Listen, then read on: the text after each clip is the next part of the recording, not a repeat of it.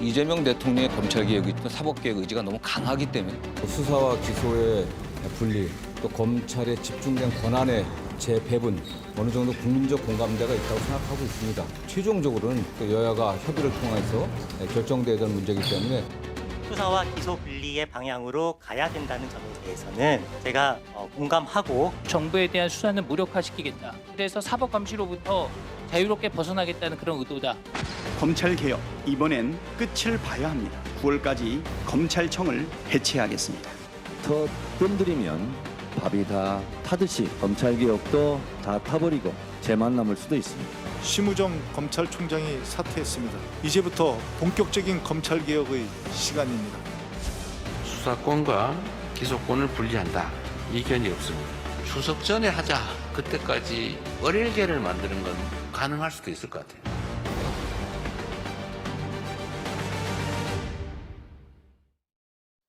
네, 이재명 대통령이 첫 기자회견에서 검찰개혁의 시점을 어느 정도 이야기했습니다. 추석이 등장을 했고요.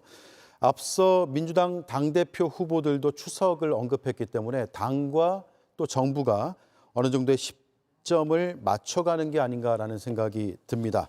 이 대통령이 얼개를 잡을 수 있다라는 발언을 했는데 얼개가 뭡니까? 일단 뭐 오늘 대통령께서 말씀하신 부분이 정확하게 그 얼개의 의미를 말씀 주시진 않았는데 제가 해석하기로는 지금 이제 민주당에서 검찰 개혁 관련된 4법을 만들어서 지금 제시를 하고 있습니다. 예. 이런 부분들이 결국은 검찰의 수사권과 기소권을 완전 분리시키는 이런 부분들로 나아가는 그런 방향성을 가지고 있기 때문에 그런 방향에 대해서 지금 이제 검찰 개혁 관련된 법안들 이런 부분들은 지금 토론회도 지금 진행되고 있지 않습니까? 이런 부분들까지 감안해 보면 충분히 그 어떤 한 석 달 정도의 시간 정도, 특히 추석 정도까지 임박해서라면 어느 정도 검찰 개혁 시안이 나올 수 있지 않을까. 예. 그런 것을 오늘 얼개라는 표현으로 말씀을 주신 게 아닌가 이렇게 해석이 됩니다. 그러면 검찰개혁 4법을 9월 정기국회 때 본회의 처리까지 지금 감안한 것을 얼개라고 보면 될까요? 처리가 그때까지도 가능하다라고 보고요. 일단 뭐 지금 시안들은 나와 있습니다. 대체적으로 앞으로 검찰 개혁의 방향을 어느 방향으로 가져가겠다. 특히 지금 검찰이 가지고 있는 이 무소불위의 수사권, 검찰 또 기소권을 어떤 방식으로 분리하고 그 분리된 기관들을 어디에다가 배치시킬 건가 하는 예. 부분들에 대해서는 이미 기본적인 안이 그 성안이 되어 있기 때문에 뭐 그런 부분들에 대한 여야 또는 이 법조계 다양한 의견들을 수렴하는 과정까지를 포함해서 이런 정도를 얼개라고 보시면 될 것 같고요. 예. 그런 정도를 빠르게 추진한다면 아마 이 추석 전에 법안도 통과시킬 수 있지 않을까. 왜냐하면 이제 추석 이후가 되게 되면 바로 정기국회가 진행이 되고 정기국회가 진행된다는 뜻은 바로 국정감사로 연결됩니다. 예. 그때 되면은 아마 이제 의원들께서 한 20여일 이상 국정감사에 투입이 되고 하다 보면 이 논의가 중간에 스톱될 가능성이 있어요. 그렇기 때문에 어차피 한번 논의가 진행됐고 그 논의들의 결과가 나오는 상황이라면 그 부분에 대한 이 법안 통과까지를 저는 얼개라고 포함시켜야 되지 않을까라고 개인적인 생각을 갖고 있습니다. 예, 내용은 잠시 뒤에 토론을 해보도록 하고 일단 시점부터 좀 따져보죠. 민주당과 정부에서 어느 정도 생각하는지는 대략 설명이 된 것 같은데 정성호 법무부 장관 후보자는 최종적으로는 여야가 합의를 해야 된다라는 언급을 했기 때문에 야당의 생각도 궁금합니다. 그러니까 야당에서도 추석 전에는 이 4법 통과가 가능하다고 보고 계세요? 시점에 대해서는 민주당이 워낙에 의석이 많아서 뭐 추석이 아니라 뭐 한 달 안에도 할 수 있는 거죠. 물리적으로는. 여기서 정성호 후보자가 이 합의, 여야 합의를 강조했다는 것은 그나마 그래도 좀 고무적이다. 저희하고 대화할 의사가 있고 저희를 정치적인 파트너로 생각하시는구나 이런 생각이 듭니다. 검찰개혁 관련해서 저희가 가장 의문시하는 것은 이재명 대통령이 오늘 기자회견에서도 말씀하셨듯이 수사가 기소를 위한 수사였기 때문에 문제가 있다 이렇게 말씀하셨거든요. 근데 이것을 그러면 기소하는 주체가 수사권까지 갖게 되는 문제를 조정하기 위해서, 해결하기 위해서 기소권과 수사권을 분리하자는 얘기인데, 그렇게 되면은 자칫 불기소를 위한 수사로 가는 것이 아니냐라는 우려를 할 수밖에 없어요. 예. 게다가 논리적으로 수사권과 기소권이 분리돼야 한다는 어떤 대명제를 깔지만 수사권, 기소권 엄연히 같이 붙어 있는, 예를 들어 공수처라든지 지금 세계가 잘 돌아가고 있는 특검은 어떻게 처리할 거냐. 그 논리적인 허점에 대해서도 말씀하신 대로 그 얼개에 속해 있어야 한다. 이렇게 봅니다. 예. 아마 야당과의 협의도 상당히 중요하고요. 아마 이 얼개라는 표현과 관련해서는 이미 검찰청법 폐지 법안 등 4개의 개혁 법안이 도출돼 있습니다. 그 부분은 상당히 어느 정도 윤곽이 드러나 있는 상태로 제출이 됐는데, 지금 정성호 법무부 장관 후보자나 대통령이 언급한 부분과 관련해서는 이걸 당정에도 협의가 아직은 많이 진척되지 못한 부분이 예. 있는 것 같아요. 그리고 이제 과거를 좀 반성한다면 이 이른바 검수완박이라고 지칭되는 검경 수사권 조정과 관련해서 실무에서는 이게 사건이 지체된다. 그리고 다른 이제 부작용들이 있다라는 이야기가 나왔기 때문에 속도전도 상당히 중요합니다. 말씀 주신 대로 정기국회에서 처리를 해야 이 부분이 현안이 해결되는 부분도 있습니다만, 이게 속도보다 더 중요한 건 치밀하고 정교하게 설계를 하는 부분이거든요. 네. 왜냐하면 이 부분은 피의자뿐만 아니라 피해자들의 어떤 이해관계와도 너무나 맥이 딱 닿아 있습니다. 때문에 아마 정성호 법무부 장관 후보자들이 등이 이야기한 이런 부분과 관련해서는 아마 민주당이 또 야당의 대안도 들으면서 좀 속도도 당연히 내면서 좀 마무리를 짓지 않을까 생각합니다.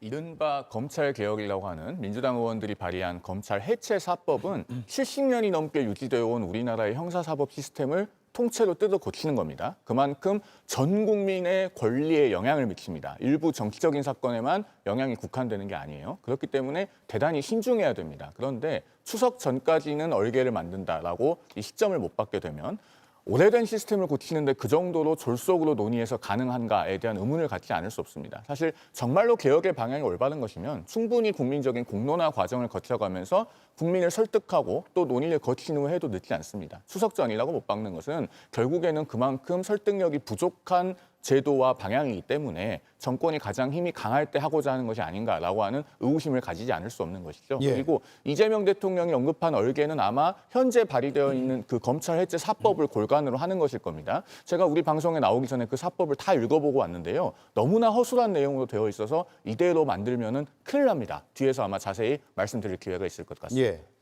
자, 시점에 대해서 시각차가 꽤 있네요. 근데 어쨌든 정부 여당이 지금 하겠다고 하면 뭐 다수 의석을 가지고 있고 해서 추진을 할 것이고, 다만 앞서 말씀드린 대로 정성호 후보자는 여야가 협의를 통해서 해야 된다라는 입장을 갖고 있기 때문에 야당과의 이 대화에 얼마나 공을 들일 것이냐도 하나의 관전 포인트라고 해야 될까요? 쟁점이 될 수도 있을 것 같습니다. 자, 그러면 시점 관련해서 요거만 하나 더 짚어보겠습니다. 이게 졸속으로 3개월 동안 하는 것이냐, 아니면 이번에 사실 본격적으로 추진되긴 하지만 길게 보면 노무현 정부 때부터, 짧게 보더라도 지난 문재인 정부 때부터 논의가 시민사회나 법조계에서나 국회에서나 오랫동안 있었기 때문에 이제는 결실을 맺을 단계인가에 관점 차이도 있을 것 같아요. 어떻습니까? 저는 충분히 논의가 되어 오고 있었다라고 봅니다. 그래서 이제는 그 결과를 이제 기소하고 수사권을 분리하는 것으로 해도 충분하다. 그러니까 1949년도에 검찰청법이 만들어질 당시하고 지금하고 너무나 상황이 다르다는 것입니다. 당시에는 혼란한 사회를 빠르게 수습한다라는 측면 때문에 검찰에게 수사권, 기소권, 이 모든 것들을 다 줬어요. 그러다 굉장히 강력한 검찰을 만들어냈던, 태동했던 부분인데, 그것이 이제 문민정부 이후가 되면서 검찰에도 어느 정도의 견제가 필요하겠구나라는 것은 이미 사회적으로 그 컨센서스가 형성이 된 부분이 있습니다. 예. 그렇기 때문에 2019년도에 이 검수 완박을 저희가 추진하면서 공수처라는 걸 만들 때도 사실상 이 검찰의 기능을 좀 분리시켜야 되겠다. 좀 검찰이 가지고 있는 권한을 분산시켜야 되겠다라는 측면에서 좀 그 포커스가 좀 맞춰진 측면이 있었는데 이것을 시행해 보는 과정들 속에서 다시 계속해서 원래의 자리로 회귀하려고 하는 모습이 있었던 거 아닙니까? 그 대표적인 게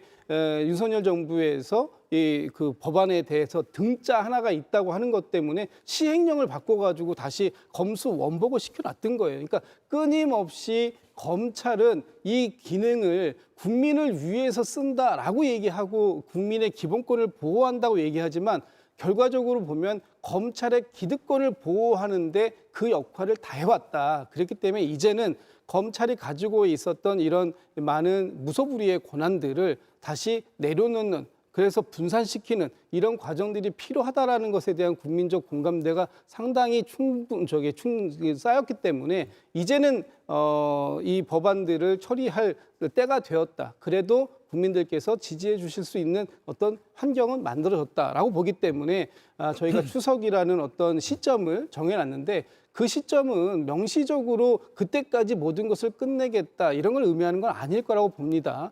최소한 이걸 무한대로 가져가겠다라는 것이 아니라 어느 단계까지는 1차적인 논의 아니면은 최소한 국민들의 합의를 모으는 논의를 완성시키겠다라는 기본적인 계획은 가지고 있어야 앞으로 이 논의를 가지고 가는 프로세스를 만들어낼 수 있는 게 아닌가, 그런 측면에서 추석이라는 그 어떤 시안이 제시가 된 게 아닌가 싶습니다. 그런데 우리는 수사와 기소의 분리를 상당 기간 동안 시험을 해봤습니다. 그게 바로 2020년에 있었던 검경 수사권 조정, 그리고 2022년에 있었던 이른바 검수완박이죠. 자, 그 이후에 우리나라 형사사법의 현실이 어떻게 됐느냐. 2020년에 검경 수사권 조정을 처음에 시행했을 때 검사가 경찰의 사건 수사가 미진하다고 다시 돌려보내는 보안 수사 요구 비율이 전체 사건 중에 4.6%였습니다. 작년 2024년에는 13.4%로 늘어났어요. 2.9배가 됐거든요. 경찰이 독자적으로 수사를 하기 시작하면서 그 수사의 노하우가 충분히 쌓이고 경험이 축적됐으면 이 비율은 감소해야 맞습니다. 그런데 폭증하는 사건을 경찰은 감당을 못하고 점점 보안 수사 요구받는 비율이 늘어나요. 실제로 사건 처리 기간도 엄청나게 길어졌습니다. 검경 수사권 조정이 시행되기 전에는 2019년 4월부터 6월까지 평균 사건 처리 기간이 313.5일이었어요. 기소될 때까지. 그런데 2023년 4월부터 6월까지는 484.2일로 1.54배 증가합니다. 이것이 우리나라 형사사법의 현실이에요. 그러면 5년 동안 시험을 해봤는데 국민의 권리에는 도움이 안 되고 오히려 사건 처리는 길어지고 복잡해지고 제대로 처리가 안 됐습니다. 그런데 검찰의 수사권을 완전히 박탈한다. 그러면은 전체 국민이 더 피해를 보겠죠. 물론 그동안에 검찰이 잘못한 게 없다는 게 아닙니다. 그러나 정치적인 사건에 관해서 중립화를 확보할 방안을 생각해야지 전체 국민의 권리를 실험의 대상으로 삼아서는 안 된다라는 점을 강조해서 말씀을 드리는 겁니다. 제가 시청자분들께서 오해하실까 봐 말씀드리면요. 지난 정부 때 수사기소 분리가 정착되지 않았습니다. 그렇게 전제하고 말씀 주시는 거는 아주 전제 사실부터 틀렸다는 말씀을 드리고 싶고, 기본적으로 정확하게 검경 수사권 조정의 핵심은 검찰이 수사 개시를 할 수 있는 그 범죄를 특정하고 줄여놨다는 거죠. 예. 그렇기 때문에 경찰에서 성취를 하면 기소는 검찰만이 갖고 있었던 겁니다. 수사 기소 분리를 제가 검찰 출신 분들을 만나보더라도 이제는 수용 단계예요. 왜냐하면 더는 그걸 역행할 수 없다라는 여론이 있는 겁니다. 왜 이런 여론이 있느냐? 기본적으로 수사와 기소를 한 기관이 갖고 있게 되면 이를테면 재벌 수사 아니면 언론 주목도가 매우 높은 정치인 수사 대대적으로 수사합니다. 그리고 취재 경쟁도 상당히 뜨거워요. 그리고 검찰이 본인들이 수사했는데 이거 저희가 봤더니 증거 불충분이고 증거가 없으니까 불기소하겠습니다. 이렇게 결론 내지 않습니다. 무조건 기소를 하나의 꼬린 지점으로 인식하게 돼요. 예. 그래서 특수부 수사들이 무죄율이 높은 겁니다. 이거는 검찰 개개인의 어떤 역량 때문에 발생하는 일이 아닙니다. 구조적인 한계 때문에 발생하는 거예요. 그래서 영미권 국가에서도 수사 기소를 분리하고 있는 것도 같은 맥락입니다. 그리고 사건이 지체된 부분, 저도 일정 정도 수긍이 되는 부분이 있습니다만 검경 수사권 조정되기 이전에도요. 저희가 검찰청에 고소장을 내면 거의 90% 이상 체감하기로는 경찰로 내려보냅니다. 왜냐하면 검찰은 인원이 2,300명 남짓밖에 되지 않아요.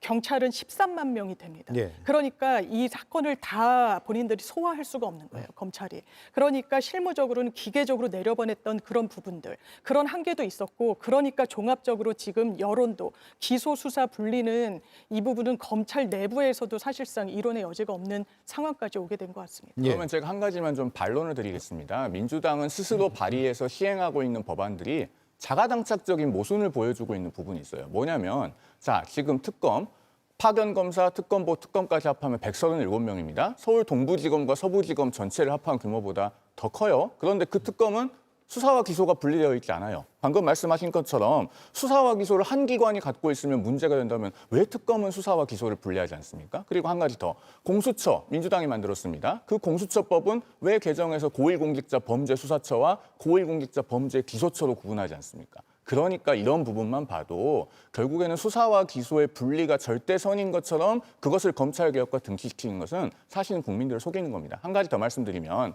검경수사권 조정 시행 전에도 물론 상당수의 사건들을 검찰청에 고소장이나 고발장을 내도 내려보냈습니다. 그런데 그 당시에는 검사가 하나하나 수사 지휘를 할 수 있었죠. 지금 그렇게 할 수 있습니까? 고소장은 경찰로 먼저 가고 애초에 송치되기까지는 검사가 개입을 못해요. 그것이 수사기간이 장기화되고 사건이 제대로 처리되고 있지 않은 원인입니다. 우리나라에 지금 변호사가 3만 명이 넘고 이 프로그램을 보고 계시는 분들도 많이 계실 것인데 아마 많이 공감하실 거라고 생각합니다. 제가 저의 발언에 대해서 말씀 주셨으니까 조금만 덧붙인다면요. 특검을 예로 드는 건 상당히 어색하다고 생각합니다. 지금 특검이 발족했는데 수사 기소가 분리된 상황이 아니지 않습니까? 그러니까 지금의 특검의 상황과 특수성에 맞춰서는 수사도 하고 기소밖에 할 수 없는 거예요. 만약에 말씀 주신 대로 수사 기소가 분리된 상황이었으면 다른 법률 편제를 고민해 볼 수 있었겠죠. 그거 자체가 전제가 안 되는 상황에서 왜 그렇게 하지 않느냐라고 반박하는 건 좀 이해되지 않습니다. 예. 자, 특검은 아주 이례적인 사례일 수도 있고요. 워낙 그 수사 기한도 정해져 있고. 그래서 특검을 좀 떼어놓고 공수처는 어떻게 되는 겁니까, 그러면? 말씀하신 대로. 공수처에 관해서 민주당은 예. 아무런 개정안을 발의하지 않고 있잖아요. 예. 그러니까 정말로 수사와 기소의 분리가 형사사법에 있어서 최선이다라고 하는 것이 민주당의 입장이라면 공수처도 나눠야 맞는 거예요. 그러니까 민주당의 제기하는 의문은 그겁니다. 어떤 수사는 기소와 분리되어야 하고 어떤 수사는 기소와 분리되면 안 됩니까? 이 부분에 관해서 중대한 모순이 있는데 사실 그동안의 공론장에서 민주당의 어떤 분들도 여기에 대해서 납득할 만한 답을 하는 것을 저는 들어본 적이 없습니다. 예.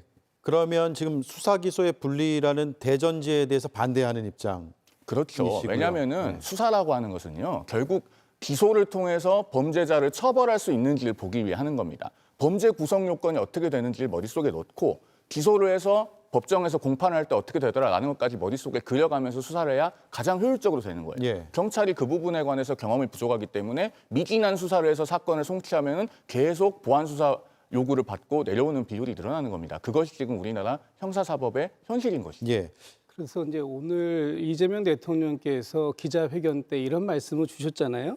기소 자체를 목표로 하는 수사, 그리고 기소에 맞춰서 사건을 조작하는 수사, 이런 것들이 지난 그 검찰 속에서 왕왕 있어 왔던 일들입니다. 그러니까 좀 전에 말씀하셨던 것처럼 뭐 수사를 하는 과정 속에서 이것이 어떻게 범죄 혐의와 연관이 있다. 그렇기 때문에 이것을 어떤 방식으로 끌고 수사를 가져가야 되겠다라고 하는 건 좋은 표현일 수 있어요. 그러나 기소를 최종 목표로 가지고 가다 보면 수사의 결과에 의해서 기소가 되는 것이 아니라 기소를 목표로 했기 때문에 그 수사의 방향이 매우 한쪽으로 정해져 가는 거예요. 그렇게 되면은 결과적으로 보면 그 상대를 한 구석으로 몰아넣을 수밖에 없는, 그래서 자칫 잘못하다가는 이게 범죄 혐의와 다른 부분까지도 계속해서 연계해 갔던 그런 별건 수사들이 그래서 나오는 겁니다. 그러니까 하나의 죄를 가지고 그 수사를 하다 보면 이것이 수사 결과에 따라서 어떤 무슨 죄의 무위반이기 때문에 이건 기소가 필요하다. 그래서 사법적 처리가 필요하다라는 결론이 나온다면 그런 부분들은 수용할 수 있는 것이죠. 그러나 분명히 그 기소를 목표로 해서 누군가 특정인을 겨냥해서 이 사람은 무조건 범죄 혐의가 있는 사람이고 재판에 집어넣어야 되겠다라고 목표의식을 가지고 수사를 하다 보면 결과적으로 그 사람을 탈탈 수백 번씩 압수수색해서 털어가는 그런 과정들을 거칠 수밖에 없고 그런 과정들이 결과적으로 보면 억울한 피해자를 양산해낼 수도 있었던 그런 전례들이 있었고 특히 검찰 중에서 일부 정치 검찰이라고 비판받는 분들이 그런 행태를 보여왔다. 그렇기 때문에 그런 부분들에 대해서 이제 한 사람의 억울한 사람을 만들지 않는 그런 수사 행태가 필요한 것이고 그래서 수사권과 기소권이 분리가 돼서 기소하는 사람이 수사가 잘 됐는지 잘못됐는지 볼 수 있는 거잖아요. 그리고 보완 수사를 요청할 수 있는 거잖아요. 그렇다면 이 과정을 한 사람이 이 검찰이 한 피의자를 한 방향으로 몰아가는 그런 어떤 코너에 몰아가는 듯한 수사 이런 거니 더 이상 하면 안 된다. 이런 말씀을 좀 드리고 싶은 거예요. 예. 큰 틀에서 말씀에 수긍할 부분이 있는데요. 제가 한 가지만 짚고 넘어갈게요. 민주당에서 발의한 지금 검찰 해체 4법 그거 보면은 공소청 검사가 수사가 미진하게 돼서 올라왔을 때 보완 수사를 요구할 수 있게 되어 있습니까? 아니 제가 여쭤보는 거예요. 방금 보완 수사 요구를 할 수 있다고 말씀하셔서 정말로 민주당이 디자인하는 시스템이 그런 것인지 제가 여쭤보는 겁니다. 그 부분에 대해서는 앞으로 추가적인 논의들도 계속 있어야 된다고 보고요. 아마 지금 민주당이 법안으로 올려놓은 것을 최종 법안이다라고 지금 생각을 하시는데 그렇지 않지 않습니까?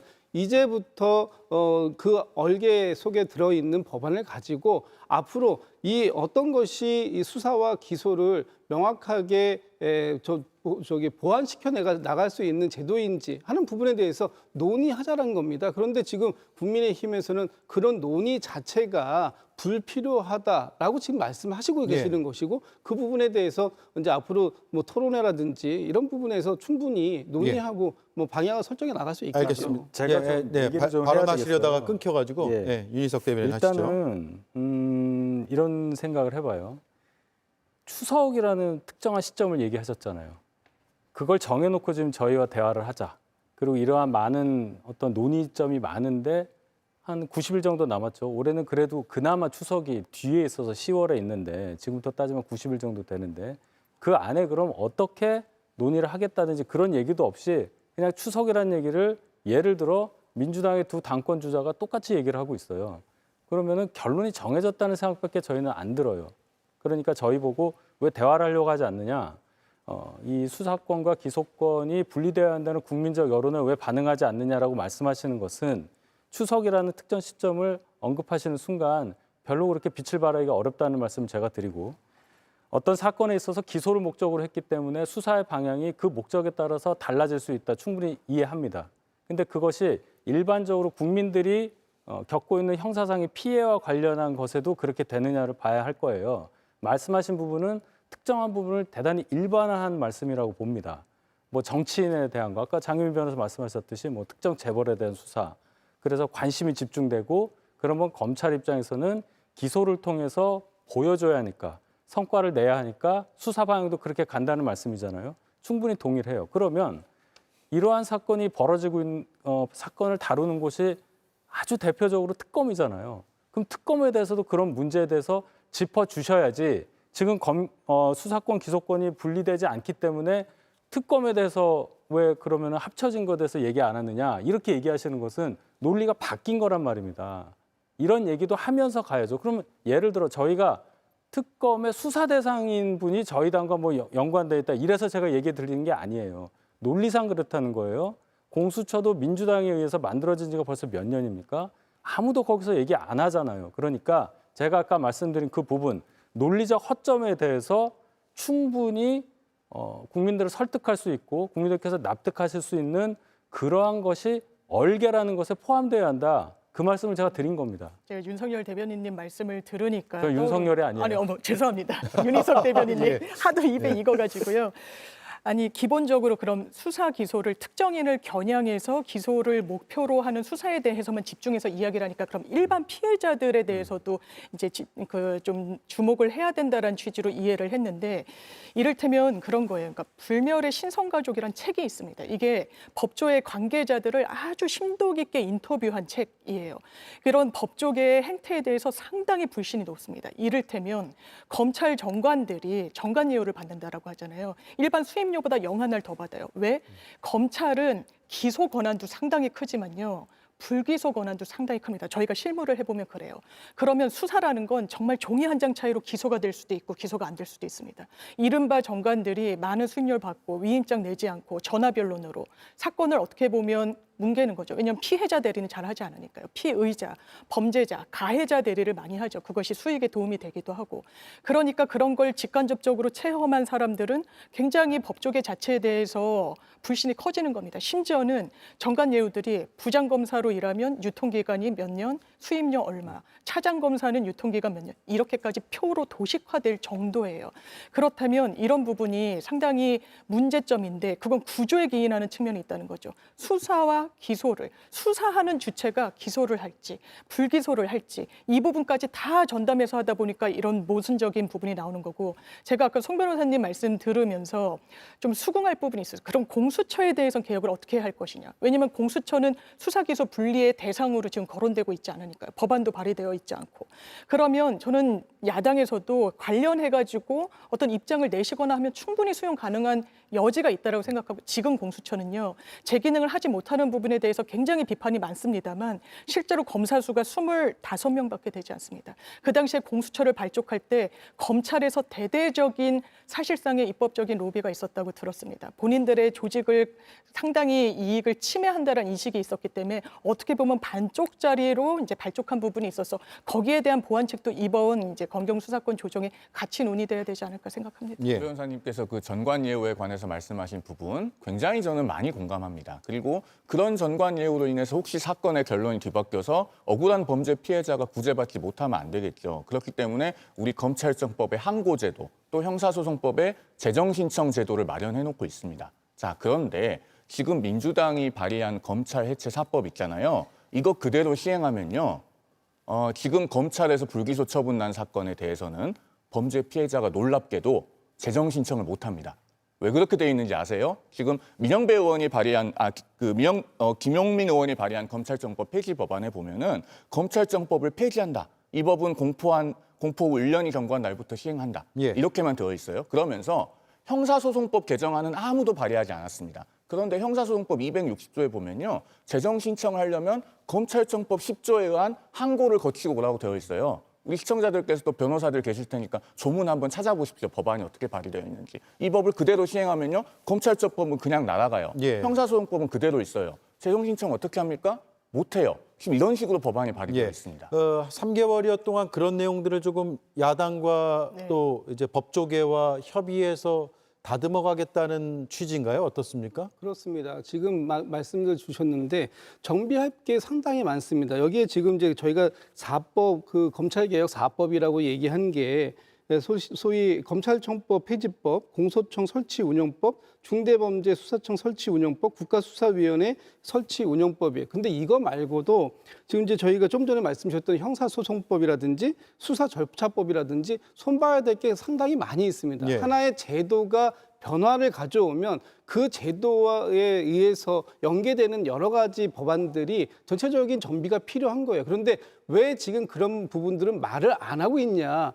지금 이 부분은 사실은 따라오는 법안들 아닙니까? 그러니까 주요한 줄기의 법안들을 먼저 말씀드리고 그 부분에 있어서 필요성을 지금 얘기하는 거예요. 그런 제기된 이후에 거기에 따라서 뭐 변화되는, 좀 전에 저희 송 변호사님께서 저희 말씀 주셨는데 변화되는 게 굉장히 많습니다. 형사소송법이라든지 수사절차법이라든지 또 공수처법이라든지 필요한 부분들이 논의할 부분들이 굉장히 많아요. 그래서 저희가 부탁을 드리는 거예요. 이제 이 논의가 공론화의 장에 올라왔기 때문에 그 공론화의 장에서 적극적으로 참여하셔서 필요한 부분이 있다, 더 건설적이고 바람직한 방향성이 있다라는 부분을 말씀을 주시라는 겁니다. 그런데 그냥 일방적으로 우리는 그 여당이 추진하는 그 검찰 개혁에 대해서 동의하지 않는다. 그러니까 우리는 논의할 생각이 없다. 이렇게만 하지 않으신다면 얼마든지 대화하고 타협하고 그 과정들 속에서 국민들께 도움되는 법률적 서비스가 진행될 수 있는 법안이 만들어질 수 있다. 저는 그렇게 생각합니다. 맞는 말씀이신데요. 예, 맞는 말씀이신데 그럼 왜 추석을 굳이 말씀하셨냐는 거예요. 의석수가 저렇게 많은 당에서 특히 여당이 어떤 특정한 시점을 딱 정해놓고 대화의장으로 왜 안 들어오느냐 반복되는 말씀입니다. 그래서 거기서 특별한 정치색이 드러난다는 거예요. 어떻게 보면 정성호 법무부 장관 후보자는 부인을 했지만 민주당에서 강경파들이 얘기하는 지금 이거는 검찰청 해체하는 거다. 그 말이 훨씬 더 솔직합니다. 그것을 조금 더 완화하기 위해서 수사권과 기소권을 분리한다는 말을 하고 있는데 이게 안 맞잖아요, 지금. 특검이나 공수처에서는 적용되지 않고 여당에서조차 거기에 대해서는 언급하지 않는 것. 결론은 목표는 검찰인데 검찰의 권한을 줄이는 건데 이것을 뭔가 포장하기 위한 용도로 수사권, 기소권을 분리하다고 하다 보니 수사권이 비대화되는 상황. 국가수사위원회를 만든다는 거 아니에요? 거기서 다 조정한다는 거 아니에요? 수사기관 간의 권한에 대해서. 근데 이게 총리실에 있잖아요. 그렇게 만들었잖아요. 예. 그러면은 행정부에 뭐 예를 들어서 현존하는 살아있는 권력에 대한 수사에 대해서는 어떻게 통제를 합니까? 이런 얘기까지 가는 겁니다. 그러니까 하나를 가리기 위해서 다른 아주 고상한 논리를 갖다 붙이다 보니 엉뚱한 대로 또 튄다. 그래서 정교한 설계가 필요하다는 말씀을 드리는 건데 왜 추석이야 하는 거예요. 내년 추석도 아니고 내후년 추석도 아니고 올해 추석이면 석 달 남았는데 석 달 안에 이걸 할 수 있는 능력이 국회에 있습니까? 저는 그렇지 않다고 보거든요. 예. 자, 논의해야 될 상황이 상당히 많은데 갑자기 궁금해진 것. 검찰의 기능이 분산되면 영장 청구 권한은 누가 가지게 되는 거죠? 영장 청구 권한은 헌법에- 헌법에 12조 3항을 보면 검사라고 돼 있잖아요. 검사라고 돼 있습니다. 예. 그러니까 말씀 주신 대로 저는 검찰청 해체라는 게 조금 에스컬레이트 된 정치적인 언사라고 생각합니다. 네. 검찰은 해체할 수 없습니다. 헌법을 고쳐야 돼요. 검사라는 직제가 영장 청구권의 주체로 되어 있습니다. 때문에 그 부분을 어떻게 넣을지에 어떤 문제가 있죠. 이제 공소청 검사한테 영장 청구권을 줄 것인지 아니면 그 부분에 대해서도 좀 열어놓고 논의를 해가지고 일선의 수사관을 이제 검사라는 직제를 부여하고 영장 청구권을 줄 것인지. 왜냐하면 기본적으로 영장 청구권이란 건 수사의 연장선상에서 필요한 겁니다. 네. 기소와 관련해서 필요한 업무라고는 좀 보여지지 않는 부분이 있어서 저는 개인적으로 그 부분에 대한 논의가 상당히 많이 진행돼야 된다라고 생각하고 그렇기 때문에 추석이라는 것도 사실 정치인은 어떤 정치인의 언사를 하기 마련이죠. 이것도 민주당 지지자들은 엄청 왜 속도를 내지 못하냐, 왜 지금까지 무르익고 여기까지 왔는데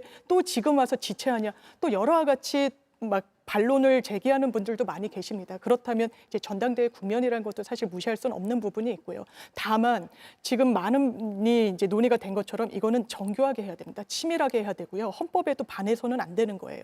만약에 검찰 해체, 지지자들은 속이 시원하다, 맞다라고 할 수 있습니다만 이 부분이 어떤 파장을 미칠지는 정말 치밀하게 설계가 돼야 된다라는 것 이재명 대통령의 워딩에서도 정확하게 확인을 할 수 있습니다. 그래서 주신 말씀, 아까 재정 신청도 마찬가지로요. 시민사회단체들도 재정 신청 권한 상당히 강화해야 된다라고 이야기하고 있거든요. 그런 부분에 대해서는 미진함이 없도록 해야 된다라는 의견입니다. 예. 사실 근데 재정 신청은 하나의 사례에 불과하고요. 이 검찰 해체 사법이 너무나 엉터리같이 되어 있는 게 앞서 형사소송법 개정안은 아무도 발의하지 않고 있다고 말씀을 드렸습니다. 6월 11일에 이 검찰 해체 사법이 발의가 됐는데 그 이후에 국회에 올라온 형사소송법 개정안들을 제가 다 찾아봤어요. 이 검찰 해체 사법과 묶여 있는 건 없습니다. 그런데 우리 형사소송법 우리 장 변호사님 잘 아시다시피 검사를 수사의 주체로 전제하고 있기 때문에 검사에 관한 조문이 엄청나게 많아요. 그런데 그것은 뭐 공소청 검사를 일단 존속한다고 하니까 그건 백보양보해서 그럴 수 있다고 치는데요.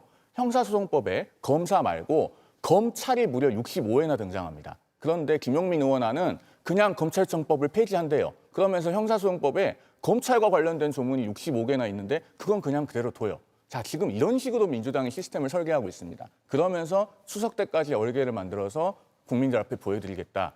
이런 식으로 전 국민이 영향을 받는 형사사법 시스템을 졸속으로 뜯어 고쳐서는 안 되는 겁니다. 예. 뭐 지금 나와 있는 법안들대로 바로 확정되는 건 아니니까요. 이걸 바탕으로 논의는 하는데 뭐 필요에 따라서는 국민의힘에서도 다른 발의안이 나올 수도 있고요. 그것들을 서로 비교 대조하면서 뭐랄까요? 뭐 중재안이라고 할까요? 아니면 합의된 안이 또 나올 수도 있는데 말씀하신 대로 이게 추석으로 못을 받게 되면 그 협의 기간이 상당히 짧아지고 불가능할 것이다라고 보시는 거고요. 지금 개혁이라는 표현도 등장하고 개편이라는 표현도 등장하는데 어쨌든 개혁이냐 개편이냐는 뭐 가치 판단의 문제지만 그 대상이 되는 검찰 검사들의 분위기는 어떻다고 합니까? 법조인 두 분께서는 많이 들으실 것 같은데요. 제가 얼마 전에 이제 검사 출신 분, 이게 현직에 계신 분들은 아무래도 좀 말을 아끼기 마련이어가지고요. 지금 정부 바뀌어서 검경 수사권 조정한다고 하는데 어떻게 생각하시느냐 여쭤봤더니 그거 하는 거 아니야? 라는 반문이 돌아왔습니다. 예. 그냥 이거는 당연한 수순으로 하는 거다. 그리고 이재명 대통령이 대선 후보일 때도 국민들께 약속드린 부분입니다. 약속드린 부분이라고 하더라도 국민 여론이 무르익지 않았으면 지체되거나 검토가 더 필요하겠죠. 그런데 그런 단계는 아닌 것 같아요. 이를테면 검찰 내부에서도 지금 심우정 검찰총장이 본인이 사의 표명하면서 검찰 내부가 과거 같았으면, 왜냐하면 본인이 검찰개혁에 반대한다는 의사를 명시적으로 드러냈으니까요. 거기에 동조하거나 응원하는 댓글들이 많았을 겁니다. 그런데 그런 분위기도 없는 겁니다. 저는 정말 여러 직업윤리에 충실한 정성호 후보자가 이야기한 대로 그런 검사분들이 훨씬 많다라고 생각합니다. 실무에서도 그런 분들을 훨씬 자주 봅니다. 어떻게 보면 정말 한 줌도 되지 않는 소수 검사들이 검찰을 어렵게 만들었어요. 그러면 그게 개인적인 문제이냐? 아니요. 구조 때문에 그런 겁니다. 제가 대단히 고위직을 지내신 검찰 분께서 윤석열 대통령이 대선 후보로 나서고 대통령이 됐을 때 상당히 우려하는 목소리를 들었었어요. 그분은 정치 성향이 제가 알기로는 상당히 보수적입니다. 예. 검찰을 망칠 거라는 거예요. 본인이 검찰을 애정하는 사람으로서 상당한 우려를 표하더라고요. 그 전망대로 됐습니다. 검찰이 거리두기 하지 못했습니다. 태생적으로 권력에 대해서 이 부분을 뭔가 감시하거나 제대로 수사하지 못했습니다. 그것을 윤석열 전 대통령이 의도하기도 했었습니다. 그러니까 국민들이 생각하는 거예요. 지금의 검찰로서는 이거는 우리가 제대로 권리구제, 피해구제 받을 수 없다라는 생각을 하시게 된 겁니다. 그렇다면 개혁의 적기가 있기 때문에 민주당에서도 추석이라는 하나의 상징적인 마지노선을 말씀드리고 있습니다만 지금 주신 말씀들 다 해서 국민의힘에서도 대안을 마련해야 수권 세력이라고 자처할 수 있는 거 아니겠습니까? 그렇다면 성의 있게 논의에 나서야 된다. 민주당도 더 정교하게 가다듬겠다 이렇게 말씀드립니다. 검찰에서 상당수의 검사들이 숙명으로 받아들인다. 뭐 이런 얘기들도 사실 듣는데 뭐 제가 직접 다 듣진 못하니까 특히 언론 보도나 방송을 하면서 방송 출연자들이 전해주는 얘기를 들으면 벌써부터 이제 중대범죄수사청으로 가야 되느냐 아니면 기소청 혹은 공소청으로 가야 되느냐에 대한 굉장히 고민에 빠졌다는 이야기도 하고요. 그러니까 큰 흐름은 바뀌지 않을 것이다라는 생각을 하는 검사들이 꽤 많다라는 이야기는 들리는데 송영훈 변호사는 어떤 얘기 들으세요? 뭐 이 자리에서 제가 실명을 거론하지는 않겠습니다만은 최근에 만나본 현직 검사는 더 이상 일이 손에 안 잡힌다고 하더라고요. 그동안 그래도 자부심을 갖고 일해왔는데 이제 마치 검찰은 일종의 적폐 세력처럼 몰려서 권한도 다 내려놔야 되고 사실상 격화되는 그런 상황을 굉장히 받아들이기 어려워하는 것 같습니다. 물론 그런 것을 공개적으로 표명하지는 않죠. 그러나 그만둔 검사장들이 그런 입장들을 밝히고 있지 않습니까? 뭐 최근에 양석조 검사장이라든가 뭐 일련의 검사장들이 입장 표명을 한 것들을 우리 시청자들께서도 충분히 보셨을 거라고 생각합니다. 이 지점에서 짚어봐야 될 것은요. 자, 우리나라 검사 현원이 2,004명입니다. 아마 몇 분 그만두셨으니까 이제 2,000명이 좀 안 될 텐데요. 그 검사들 절대 다수가 문제인 게 아닙니다. 사실은 상층부에서 권력을 향유하는 그런 검찰 수뇌부가 그동안에 과오가 있었죠. 그리고 우리 김진욱 대변인이나 장 변호사님께서 지적하시는 그런 정치적인 사건들, 그동안에 부당하게 처리된 사건들이 분명히 있었습니다. 그런 과오들까지 모두 두둔하고 옹호하자는 게 아니에요. 그런데 1년에 우리나라에서 고소 사건은 48만 건, 고발 사건은 9만 건 정도 됩니다. 그리고 경찰이 한 해 검찰에 송치하는 사건은 77만 8천 건 정도 돼요. 말씀하신 것과 같은 정치적인 사건들은 전체 사건의 아마 1%가 채 안 될 겁니다. 그러면 그런 사건들을 어떻게 중립적으로 처리되게 할 것이냐를 논해야지 전체 시스템을 뜯어고쳐서 국민들의 권리가 위험에 빠지도록 하면 안 되는 거예요. 대안이 뭐냐고 물어보시면 제가 그 부분에 대해서 대안도 조금 이따가 이어서 말씀을 드리겠습니다. 네, 바로 말씀해 주시죠. 안 그래도 그 부분 짚어보려고 했어요. 저는 검찰 인사의 중립화가 필요하다고 생각합니다. 인사요? 그렇습니다. 결국엔 소수의 정치적인 사건들이 검찰 수뇌부와 상층부로부터 영향을 받아서 편향되게 처리된 사건들이 그동안에 분명히 있었을 겁니다. 그 부분은요. 검찰총장을 누가 임명합니까? 대통령이 임명하죠. 우리나라의 지금 검찰 인사 시스템은 조직에 오랫동안 봉사해서 수장이 되고자 하는 사람은 마지막에 그 단계에 갈 때 결국에는 정권의 눈치를 봐야 되게 되어 있습니다. 그 부분을 어떻게 국가적인 개혁의 아젠다로서 중립화시킬지를 우리는 논의를 해야 됩니다. 즉, 검찰총장을 예를 들어서 국회에서 3분의 2 이상 동의받아야지만 임명할 수 있게 해보십시오. 그러면은 여당이나 야당이나 모두 동의하는 그동안의 사건 처리를 편향되게 하지 않은 인사가 검찰의 수장이 될 겁니다. 그러면 그 후야의 인사는 자동적으로 중립화되게 되어 있는 거예요. 이런 것을 여당에서 진영을 초월해서 국가적인 아젠다로 제시를 해주셔야 됩니다. 그렇게 되면 아마 이재명 대통령의 지지율도 훨씬 더 올라갈 거고 저도 박수 쳐드릴 겁니다. 검찰 개혁의 방편 중에 인사가 상당히 중요하다.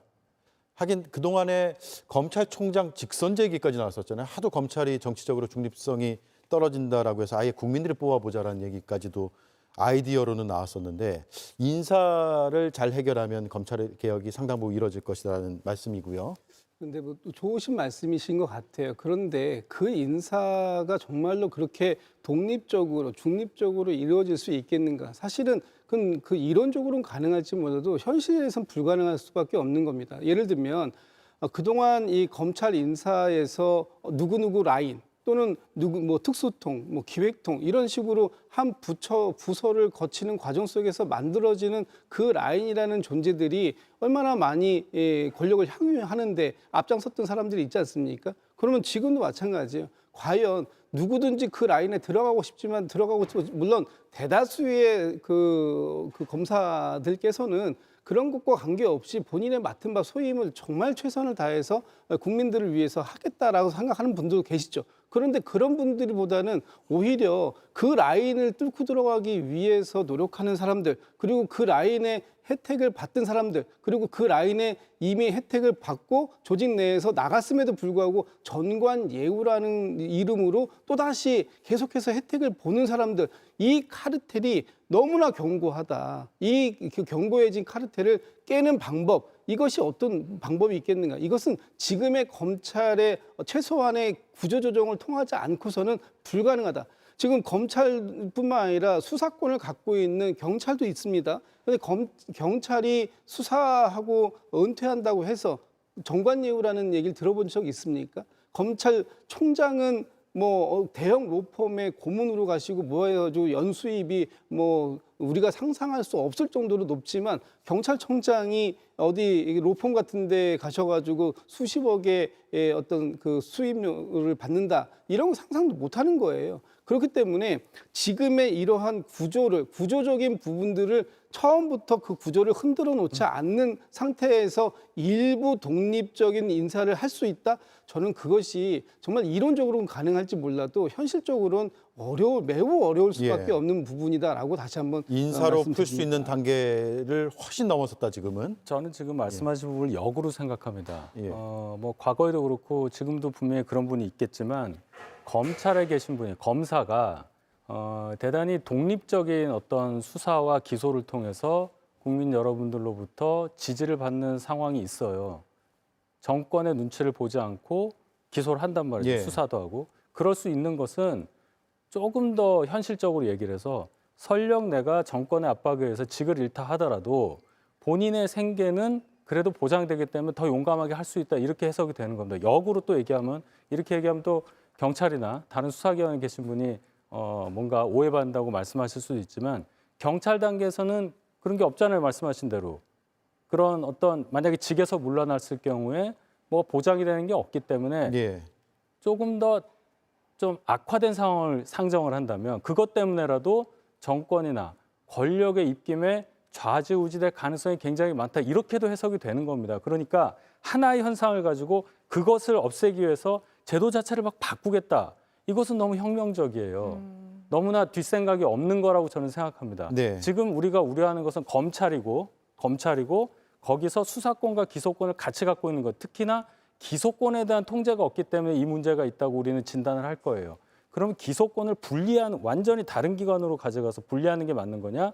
기소권 행사에 있어서의 통제를 할 생각은 왜 안 해보느냐? 뭐 이런 반론이 있을 수가 있는 겁니다. 따라서 이렇게 완전히 검찰을 쪼개는 방식으로 해서 수사도 쪼개니까 이거를 조정할 만한 국가수사위원회라는 또 하나의 괴물이 될 가능성이 높은 조직까지 만들겠다는 발상보다는 현재 체제에서 조금 점진적인 방향으로 개편을 시도하는 것이 낫지 않을까, 저는 그런 생각이 들어요. 그렇다면 이게 혁명적이라고 말씀 주신다면 해외 입법례들이랑 조금 비교를 해보면 될 거잖아요. 일단 수사기소 미국과 분리되거나 일본이 수사 기술을 같이 갖고 있지만 상당히 견제 장치가 공고하게 돼 있다라는 평가가 나오고 있고 예. 말씀 주신 대로 다른 방식으로 독일 같은 경우에 저희는 기소 편의주의라는 표현을 씁니다. 형사소송법에서. 어떻게 보면 좀 폄훼하자면 입맛대로 할 수 있다는 거예요, 기소를. 그러니까 독일 같은 경우에는 기소를 법정합니다. 법원이 상당히 수사 과정부터 개입을 세게 해요.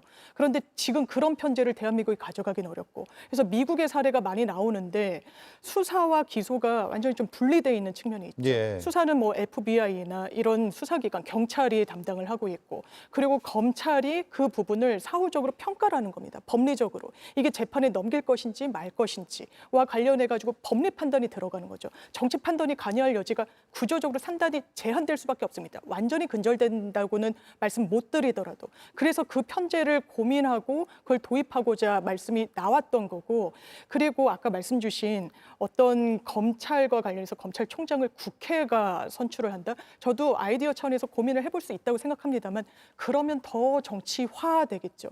그래서 입법론적 대안으로 나오는 거는 지검장이나 아니면 고위검찰들을 시민이 뽑아보자. 선출된 권력이라는 그 엄중함을 이제 이 수사기관에도 도입해보자. 그런 식으로 좀 변형해가지고 고민해볼 수는 있겠지만 이 부분이 혁명적이라거나 굉장히 뭐 낯설다거나 이런 제도는 아니라는 말씀을 드리고 싶습니다. 제가 말씀드린 대안을 조금 오해해서 말씀하시는 것 같은데요. 저는 국회가 선출하자고 한 적이 없고 국회 3분의 2 이상의 찬성으로 임명 동의를 받게 하자는 겁니다. 1992년 이래로 우리나라는 헌정사상 한 정당이 3분의 2 이상의 의석을 가진 적이 없어요. 그리고 우리 정치 환경상 앞으로도 그렇게 되기는 힘들 겁니다. 그렇기 때문에 여야가 골고루 동의할 수 있는 중립적인 인사가 검찰의 수장이 되도록 함으로써 그 전체 사건의 1%도 안 돼. 아마 0.1%나 될까 말까 할 겁니다. 그 정치적인 사건들을 중립적으로 처리할 수 있는 방안을 만들어 보자는 거예요. 예. 오히려 시민이 선출하면은 그러면 민주당 계열의 지검장이 당선되면은 민주당 쪽에 유리하게 처리할 거고 국민의힘 계열의 지검장이 선출되면 국민의힘에 유리하게 처리할 겁니다. 우리가 지금 그런 걸 하자고 검찰 개혁을 논의하는 건 아니지 않습니까? 그리고 앞서 이제 독일하고 미국 사례를 잠깐 말씀하셨는데요. 사실은 미국도 검사가 필요하면 수사합니다. 그리고 미국은 디스커버리 제도라고 해서 증거조사 제도가 발달되어 있어서 변호사도 증거를 적극적으로 수집할 수 있어요. 그게 한국과의 큰 차이점입니다. 우리나라는 고소대리해도 고소대리인인 변호사가 수사기관에다가 이거 해달라 저거 해달라 요청을 해야 되지 독자적으로 무슨 증거를 수집하기가 대단히 어렵지 않습니까? 그리고 독일은 검사가 수사 지휘를 해요. 그 문재인 전 대통령이 김인회 전 감사위원하고 같이 쓴 검찰을 생각한다라고 하는 책이 있습니다. 그 책에 보면 강금실 법무부 장관이 이런 말씀을 하세요. 수사권을 검찰이 가져가는 것은 사법경찰관에게 수사를 시키되 수사의 사법 통제 그리고 수사 과정 내의 사법 통제를 영장 청구 기관이자 인권 옹호 기관인 검사가 지휘하는 시스템이다. 그러면서 이 시스템이 독일에서 문제를 일으킨다는 이야기는 없다. 예. 이렇게 이야기를 합니다. 그런데 우리나라는 지금 검찰 개혁을 한다면서 검사가 수사 지휘도 일절 못하게 완전히 분리시켜 놓겠다는 거 아닙니까? 예.